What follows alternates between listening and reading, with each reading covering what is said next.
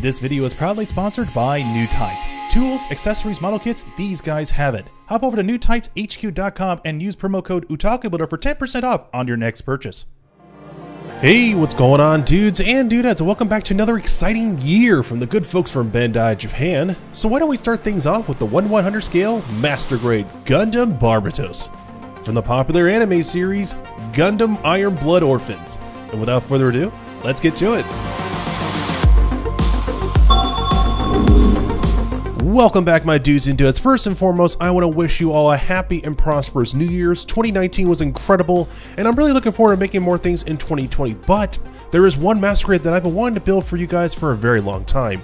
And that, my friends, is the Gundam Barbatos. Now, I've been wanting to build this kit for quite some time, but I had to take a step back and wait until Bandai released a proper Master Grade. And as you can clearly see here in the box art, it is beautiful. You can actually pull off some insane action poses, and the inner frame, mwah, it is absolutely gorgeous. So on the first side of the box art, you're going to get a brief description and history of the MG Gundam Barbatos surviving the Calamity War, and on the other side gives you a brief description on weapon accessories, sticker decals, and action poses. Now, I would highly recommend, if you want to really get some cool action poses, just buy an action base. You will not be disappointed.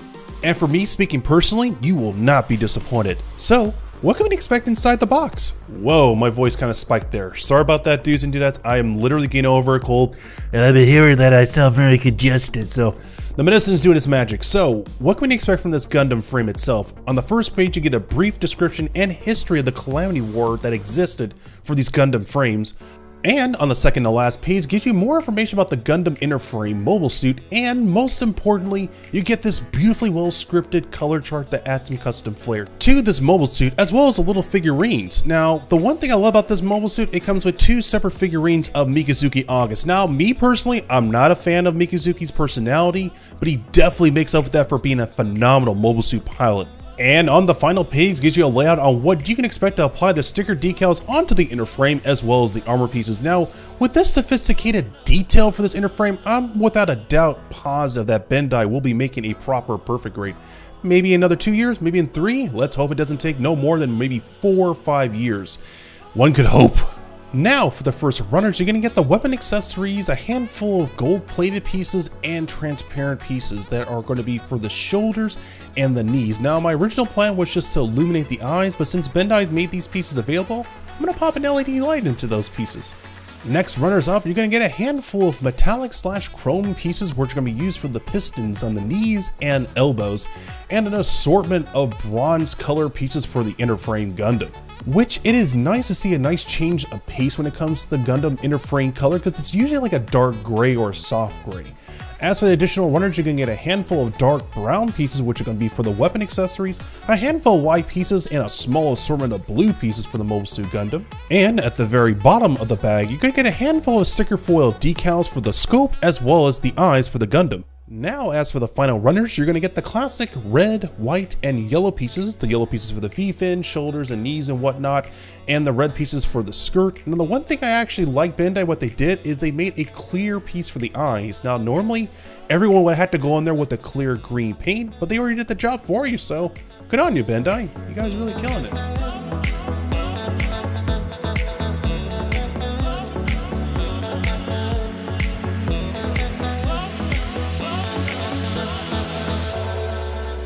Now, like in all my videos, I want to tackle the main body first before I do anything else, but the one thing that's really nagging at me is the yellow pieces. Now, sure, I can paint these with a traditional yellow-orange like effect, but I like what I did with Gundam Dynamis last year, and I'm going to use a nice flat gold piece to really pop them out, and then hit it with a nice clear orange to really make them really authentic, like how you would see in the anime.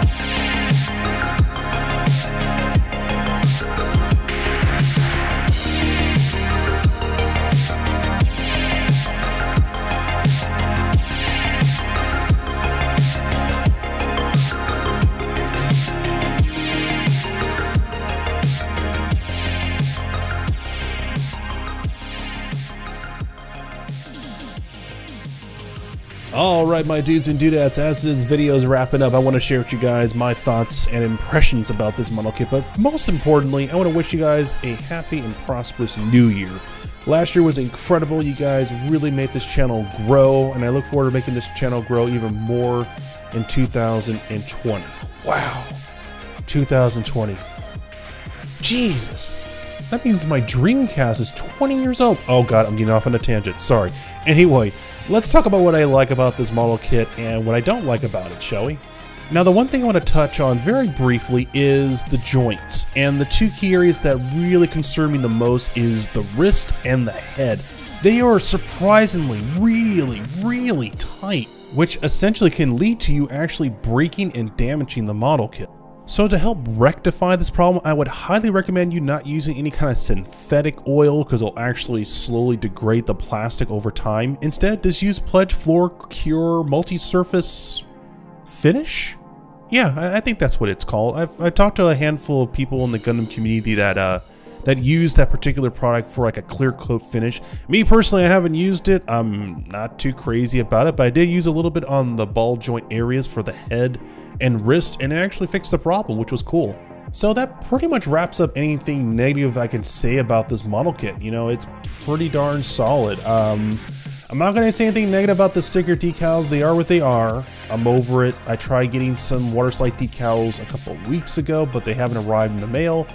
But you can pretty much rock out with this kit without sticker decals or water slide decals because it looks amazing. And I say that with the utmost confidence because I have built a lot of mobile suits in my time. And the one mobile suit inner frame that really stood out the most for me back in the day was Gundam Exia. And it was cool, it was original, and it was something new and refreshing that hasn't been done in a lot of Gundam mobile suits in a very long time. And when the time was right, Bandai finally pressed the button and made that guy a perfect grade. And everyone was very thrilled. But it has been close to like 6 years since Bandai has ever given Barbatos an afterthought of trying something new and refreshing. And we had the it was the RE100 scale that came out 5 years ago, and I'm pretty sure it sold well, but everyone was always hungry for a master grade version because it drastically needed it. And I'm almost positive that this kit will sell well enough to the point that it will convince Bandai of making this into a perfect grade, but one can only hope because the hints are already there. The mobile suit itself clearly shows that it is perfect grade ready. And if that wasn't a hint enough, there are actually plans of a spin-off series coming out by the end of 2020. And that's absolutely great because Gundam Blood Orphans is a really good show. You know, I'll be down with that. Maybe an origin story? A future story? Hey, what about the Calamity War? Everyone's been asking questions about that. That'd be pretty cool, but that's another show for another time. So the weapon accessories for Barbatos are pretty straightforward. You get something that's like a long katana-like blade, which I absolutely love. The mace is probably the most beautiful looking weapon and the most intimidating weapon I've seen in Gundam history. I like the design of it. It looks like it can do some serious damage to a mobile suit. The one accessory I didn't like too much was the 300mm smooth bore gun. It just looks very generic and plain. Barbatos, in my perception, has always been a close-range mobile suit. And I did build the weapon itself. I just didn't have any interest of actually recording any video of it because I didn't have a lot of fun building it. The mace, however, loved it. Sword, even though it was simple, still enjoyed building it. But that's where my criticisms really lie on that. I just wish they put a little bit more emphasis on that weapon itself. Now, the one thing that is definitely the key showcase for this mobile suit is the inner frame's flexibility. And you can pull off some really gnarly action poses, but there is one downside to it. If you want to pull off some iconic poses, stances, or heck, even some like cool dynamic poses, you're going to need to purchase an action base for this mobile suit. But if you just want to have him stand static and holding his mace on his shoulder, you can do that too. But the action base is clearly optional. You're not like forced to actually buy it. But if they're those who want to put a little bit more flair into their mobile suit, definitely worth picking it up. Now the bigger question is this kit worth the purchase or is it worth the pass? I'm just going to tell you immediately, it's definitely worth the purchase. This kit has a lot of personality, has a lot of charm. The inner frame engineering itself, it's just remarkable. I was just so shocked at how clean and how well designed it was. I've always wanted to take a look underneath the hood and see how the Barbatos inner frame looked. And I had to wait for like 5 years to make that dream be possible, but it was definitely worth the wait. And I would love to see other alterations in the Mobile Suit Gundam Iron Blood Orphans timeline be made. And I'm almost positive, without a doubt, they will sell well. But yet again, that's not my call. I don't work at Bandai, I just built their kits. If anything, they're more comfortable of just rehatching and rebuilding older kits, or revigorating older kits from popular series such as Gundam Seed, which I'm a little iffy on it, but I still like certain mobile suits. But you know what, man? Only time will tell. I mean, Bandai has actually made some attempts of trying something new, and a good example is the rumor wheel that was going around that they were going to do a revision / remaster of the Eva Unit 1 Perfect Grade. And I can personally speak from my perspective, and others can speak as well, that inner frame was terrible. That rubber suit accessory for it was a nightmare to put on, and it would have been really cool if they went back to the revamp wheel and trying something new. Instead, we got a real grade coming out this year, which is awesome. I mean, that's probably stating that Bandai is listening to the fans, right? That's not the case, unfortunately. The next installment of the Evangelion films is coming out next year, which I believe is the final installment. And they need some way to boost up promotional value for the franchise. I mean, Evangelion itself, it's a very popular mech series, but they just need to push that promotional button a little bit more harder for Eva Unit 1. So that's the reason why we're getting a real grade this year. It's really unfortunate, but it is what it is. It's better to have something than nothing. So in conclusion, I would say this is probably by far the best master grade that I have built in 2020. Now, I know this kit came out in late 2019, and everyone in the Gundam community was so eager to make YouTube videos left and right just to get the clicks and views. I really wanted to take a step back and just really enjoy the kit for what it was. And it's a masterpiece. Whether you are an expert builder, novice, someone that's new that wants to get into building Gundam model kits, this is a great entry level for anyone that wants to build a master grade. It's a lot of fun, man. It truly is. And I'd be more than happy to build like 3 more of these guys. Granted, not installing LED lights. But if you buy a kit and you're having fun building it, that's telling you something right there. That's telling Bandai that they did good. They made something special. They made something that fans would love and appreciate for many years to come. And that's the reason why we're getting a spin-off series, because this kit is making that magic happen. And with that being said, thank you guys so much for watching this video. Thank you so much for new subscribers. And here's to 2020.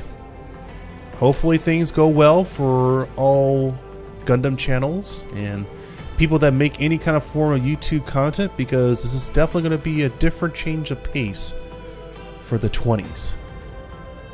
But with that being said, I'll catch you dudes and dudettes on the next video. Later, and Happy New Year to you all.